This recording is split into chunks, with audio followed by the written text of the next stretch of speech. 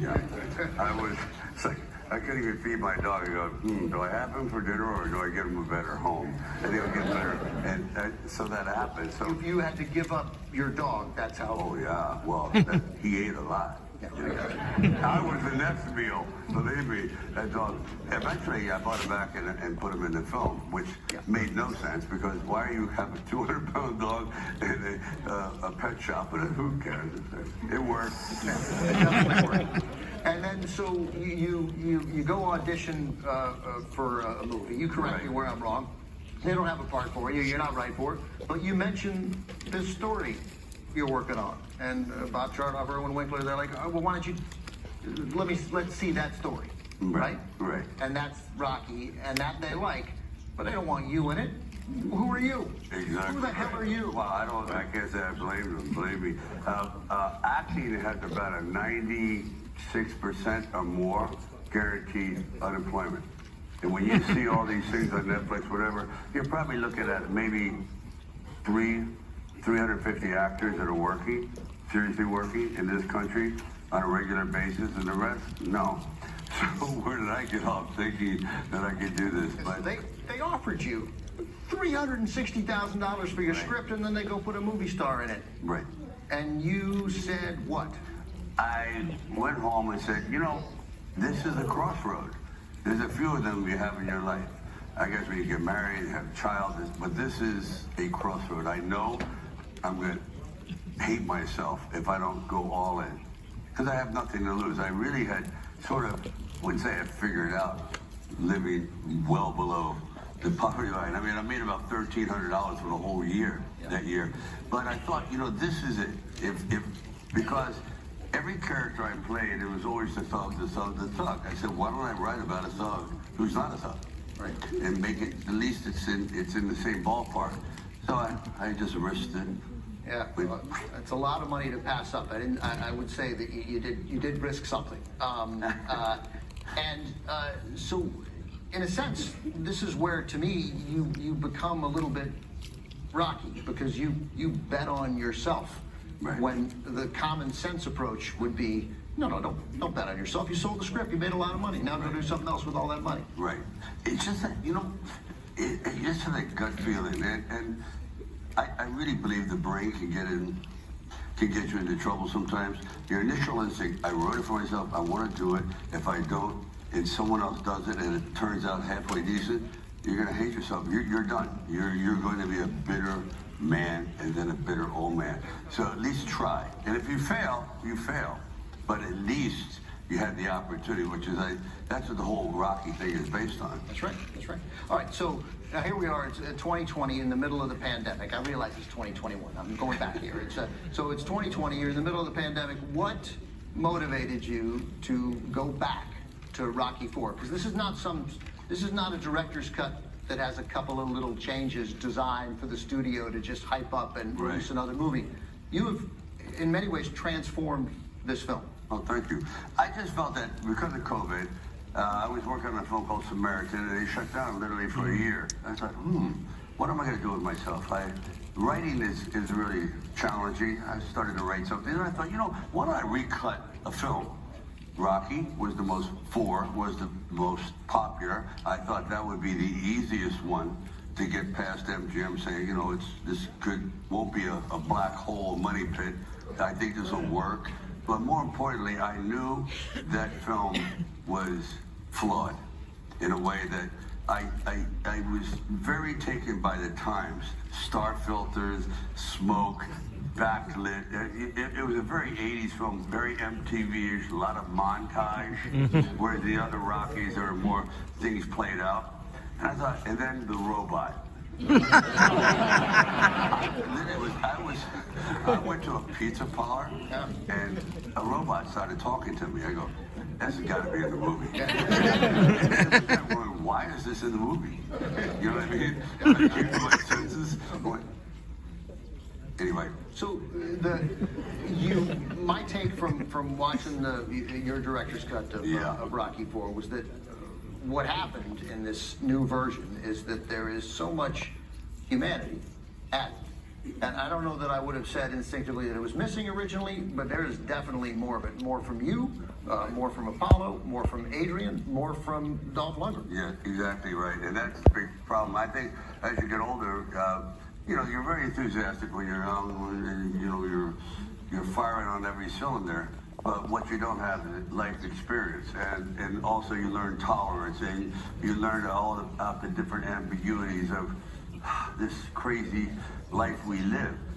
And I thought, wow, looking at this, these characters have not really been fleshed out the way they should. I opted at that time for speed, expediency.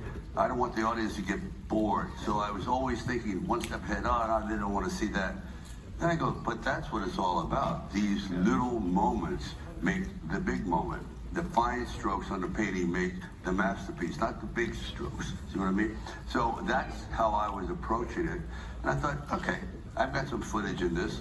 I've got stuff laying around. Like Dolph Lundgren, for example, he's, in the first one he comes off as a robot. Who cares, this and that? And I go, no, he's not. He's really he's a victim. He's been raised as a political weapon, tool. Right. And propaganda like tool. Yes, and he's like the Frankenstein monster. Right. And when he goes off kilter, you can imagine he probably ended up in some gulag somewhere, that kind of thing. I thought all these characters, Apollo became a tragically Greek figure that he has everything, but he just cannot face obscurity. He just can't do it. He just cannot not be in the limelight, which eventually is like Icarus in the sun. You just crash to your death. So the robot is gone. Just, not completely gone. No, you can find him. He's in a local trash compactor right now. And what's in there? Crushing cans. What's in there instead is, again, these little stolen moments between people, and it's with the exception of Drago, but it's between people who care about each other. I mean, it's these moments between Rocky and Adrian you put back in, a lot of Apollo back in. Yes, a lot of and the Apollo. moments between them, and then Apollo's funeral too, which all of a sudden, which kind of zipped by in the original. Yeah. Tony Burt was such a great actor, and I didn't give him enough time again at this time because it was just going so quickly. He just has so much soul in his eyes. It's really quite extraordinary to see it. He actually loses himself in the moment to the point, and I'll tell you the story. When Dolph Lundgren and I it was really getting hot and heavy, and then finally I said, why don't you just cheap shot me and I'll pick you up and dump you in the middle of the ring and we'll fight everyone. And we did, and it got carried away, and Tony Burton got into a brawl with the Russian ring man. And I mean, if you watch it, when you watch the brawl of Rocky on the ground with Apollo, look what's going on behind him. You're going to see these two guys, throwing across the ring. I'm already out of the ring, and they're still fighting. They go, cut! Cut! Guys. That's so he has a moment where he does a soliloquy at the funeral. So just letting it, as you say, breathe and letting the emotions take their toll. Not only did you recut the movie, the reason I know so much about the recut is because I watched this documentary. Oh, thank you. Yeah. Just shot on an iPhone. I'm sure some of these people watching across the country in Philly and everywhere else have seen this because it's available. It's free on YouTube. Yeah, it definitely shows you how the film process behind the scenes and at the moment it plays out. It's pretty interesting. So what was the most challenging aspect of this recut? Because first of all, how long did it take? It took. I thought it was going to take 3 weeks. It took 9 months, 10, 12, almost a year. And if they hadn't cut you off, keep going. You'd have kept going. Oh yeah, absolutely. Keep overpainting and overpainting and overpainting. Real quick, I'm going to get you to talk about that. You've now mentioned painting twice. You're a painter. Yeah, I am. Thank you. I enjoy that. Before I usually write about a character, I try to paint them so I can get some ideas, some visualization. Usually in writing, they ask you to write a thing called a treatment, which I hate. Because sometimes the treatments are just, I don't know what I'm going to write. I really don't. I sit down and I say, okay, next 10 scenes, Rocky goes here, Rocky goes to the bar, Adrian has a problem. And then I work, what are the next 10? Right. I've never You don't know the ending or something? Absolutely You don't, not. Yeah. No, I or, how, know or at least how you get there. I know I'm going to get punched. I know that. But I don't, and I know I'm going to win or lose. I got that part. But the rest, no. No, I've never been able to do it. So, biggest chat. So it takes you almost a year to do Yeah. this. Oh, and yeah. only because MGM was like, enough. Yeah, they were very generous. It was starting to cost a little bit of money. Yeah, well, I suspect you'll make it back for them. They'll do okay. So, biggest challenge, biggest thing. What surprised you most? In the doc, you say that you couldn't believe you were angry at yourself for not seeing then what you see now. What are some of the things that stood out? Well, it's just the situation with, first of all, with Dom. I thought, boy, he's just a good-looking piece of flesh. He has no soul or anything else. He's just there. And then I thought, Adrian, I said, wow, how can I leave out these moments? Very profound moment. I don't know if anyone's going to pick up on it. I decided to ad lib when I'm talking with my son about leaving. Yeah. Because what he says there is totally my philosophy on life, about having, you have to do for yourself. Sometimes you sacrifice for other people, but eventually to live a life fulfilled, you have to at least try to solve some of the mysteries and do it, even when everyone's saying don't do it. You see that kind of thing? That was a big deal. So finding all these nuggets, the hard thing is to admit you were wrong. I thought I had it down. Like, yes, it was #1 film. It made a fortune. It's the #1 of all the Rockies, #1 that year. And it was you not. did it wrong. And I did it wrong. Yeah. And I did it wrong. And I said, there's more soul. And also the critics were pretty rough on it because it was done in a montage form. It was very superficial. It looked flashy compared to the other one. It has a 1985. It's completely. 1985. They're missing bell bottoms. That's it. The biggest disadvantage that 1985 had was that it was 1985. It was kind of transitional. I get it. But it's changed dramatically. So today, you could release this film today if we were younger, but it's cut in a contemporary fashion that I think is soulful, dramatic, but also pure escapism. I'm not trying to put out a message, but it's interesting that the whole Russian thing has come back around. I didn't even think about that. I didn't either, and I went, whoa, here we are. Yeah, it was a nice gift. Nice gift. So my takeaway, and I'd be totally curious as we talk to people, in the weeks and months ahead who've seen this. It's going to be able streaming tomorrow, right after this Amazon. premiere tonight. Yeah. On Amazon. Is that well? First of all, let me ask you about Adrian before we get away from Adrian. You said something really telling in the document. She was, I think, the 4th choice. Yeah. But how lucky were you to get? It was unbelievable. Believe it or not, the first choice. Drum roll, please. Bette Midler. Oh, God. I'm just telling you how. I think you're joking. Yeah, I'm not joking. Yeah. Bette Midler at the time, because I wanted at one time to have a Jewish family, Italian family, a woman who was like, her mother hated Rocky, so I was creating this whole, and the brother was Harvey Keitel. I'm just telling you. Wow. So she goes, get lost. Then it goes to Cher. I went, okay. Get lost. Yeah. Who are you? You wanted a singer, No, apparently. Susan Sarandon. Yeah. And Susan was like, she's actually too attractive for the part. Too glamorous, yeah. Then I went to a girl named, I don't know, Carrie Snodgrass, who at that time was nominated for Diary of a Mad Housewife, and she was perfect. And we were getting paid before taxes $360 a week. And 1 week before we're ready to film, she says, I can't do it. I'm going to work with Paul Newman. I go, can I come with you? He goes, no, he's doing a thing called Buffalo Bill and the Indians. I go, really? He goes, yeah. I said, but Kerry, you're so perfect for it. Here, take my 360. Now you got 720. Let's go. You obviously don't care about money. I did not at this time. And she goes, I got to go. Anyway, long story short, they never used her in the film. And that night, Talia Shire walked in. We were done. It was done. And it happened on him her and Carl Weathers literally jump shot at the buzzer. Yeah. And both of them came in like, huh. Well, she was sweet. Carl went like, yeah. Carl went, I could do better if I was with a real actor. I went, thank you.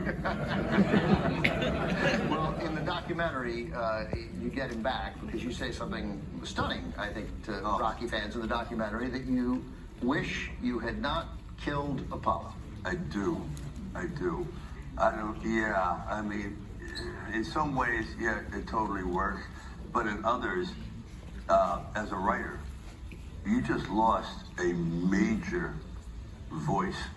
And Rocky doesn't make new friends. So that kind of relationship is impossible to replace. And the same thing happened with, Burgess Meredith and Adrian and Paulie. And then Rocky's left alone, and it's pretty dismal. It's not fun to work that way, So if I had to do it over again, I would have put him he would have been pretty banged up, maybe even been mentally impaired or something, or maybe just paralyzed, something terrible. Right. But at least he would have been a mentor to me since I didn't have Mickey. Would have taken on the Burgess And yeah, I think it would have worked. Mickey role. I do think it would have worked. So, sorry, Carl. Yeah. Bring you back to Rocky 7. I have a seance.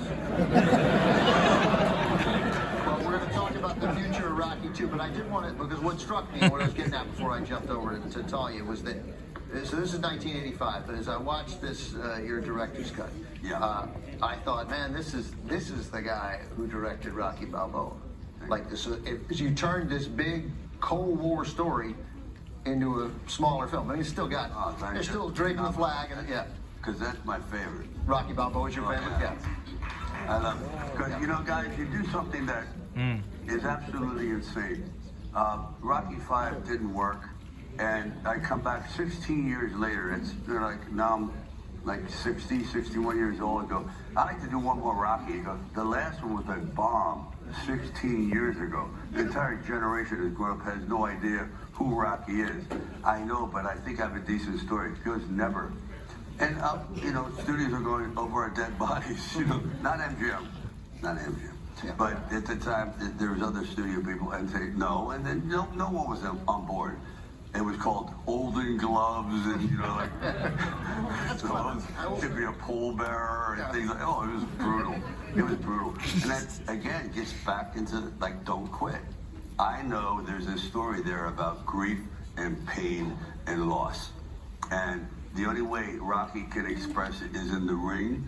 He actually has to physically, taking punishment, is the way it's cathartic. I'm telling you, I think it'll work. But that was 6 years of groveling. 6 years. And it was well worth it. I really had such a great time. And it,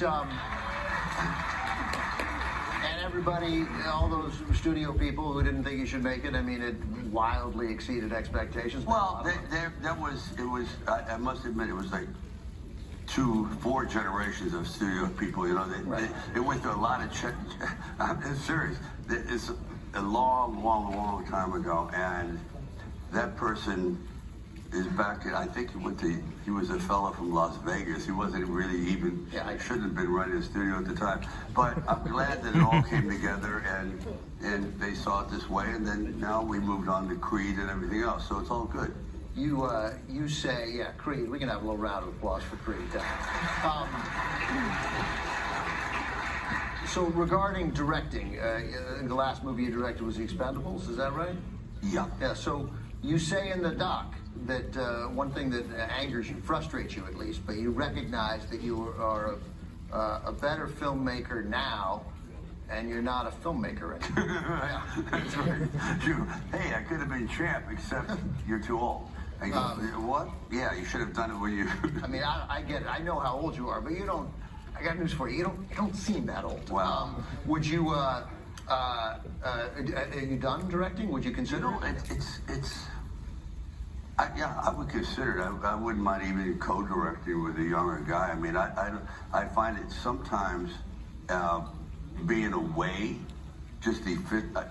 in the old days, you would be gone for 6 months, 5 months, 140-day shoot.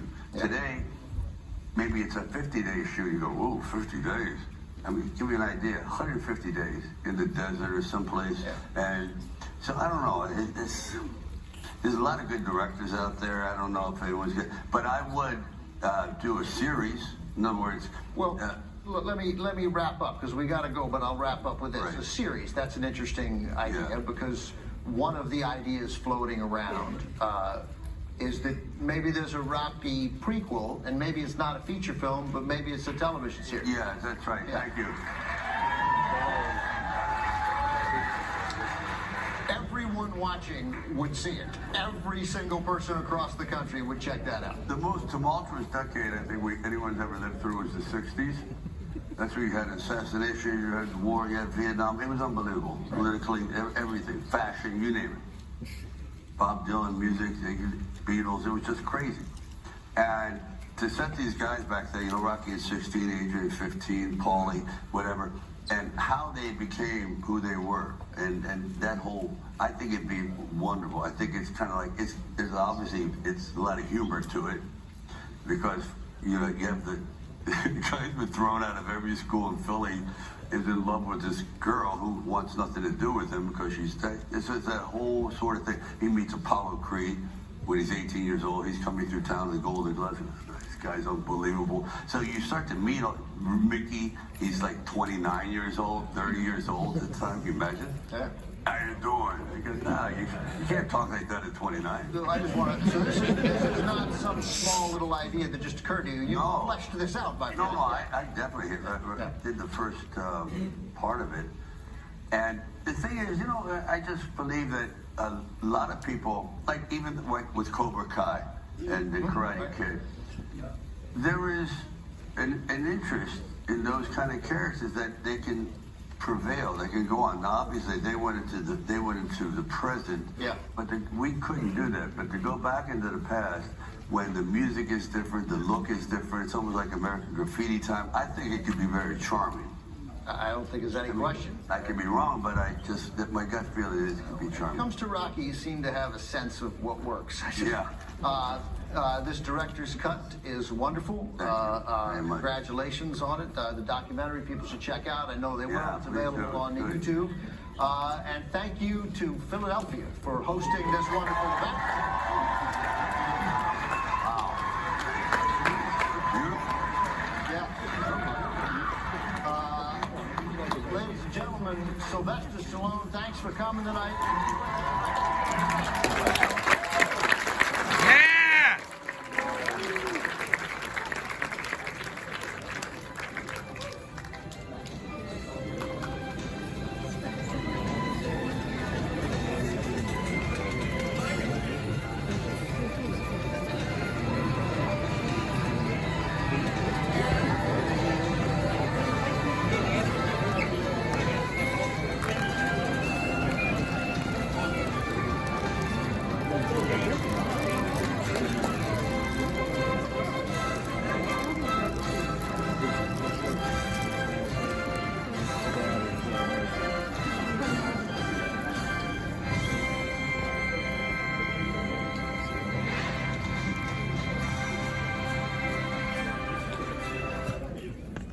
Awesome.